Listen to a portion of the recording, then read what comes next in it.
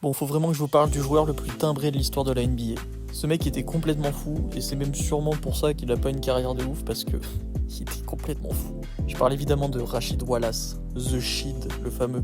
Ce mec a tellement d'anecdotes du début à la fin de sa carrière que je peux pas toutes les énumérer, je peux pas toutes les dire, donc je vais juste vous dire mes préférés parce qu'il a fait des dingueries. Bon, déjà de base, il est à l'origine d'un des gimmicks les plus connus de l'histoire du basket. Tout simplement, si tu vois un mec louper un tir et que tu considères qu'il est nul, tout le monde le crie, The ball never lies.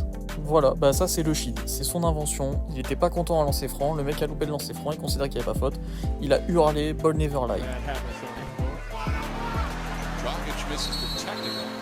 Et en plus, bah, il l'a fait tout au long de sa carrière. Il s'est pris un paquet de fautes techniques à cause de ça. En parlant de fautes techniques, il a le record all-time sur une saison régulière du plus grand nombre de fautes techniques de toute l'histoire de la NBA. 41, un match sur deux, jamais personne pourra le refaire parce que les règles ont changé et maintenant tu peux même plus atteindre le numéro 41 sur toute une saison. Donc voilà, c'est légendaire quand même. Sans compter qu'il y en a quelques-unes qui sont un peu drôles dans le lot.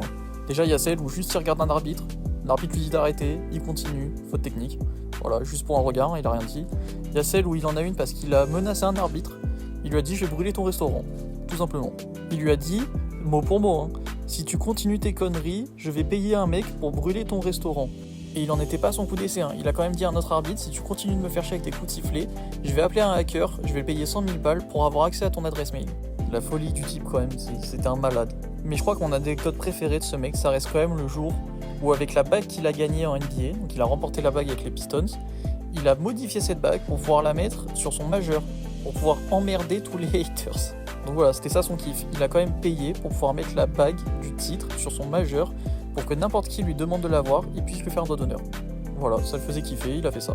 Voilà, c'était ça le Shid. Un mec avec un talent monstrueux, mais il était trop fou dans sa tête pour pouvoir faire une carrière vraiment impactante. C'est dommage, mais en même temps, ça nous a fait kiffer, nous les fans. Tout le monde l'aimait ce mec, c'était le punk de la NBA.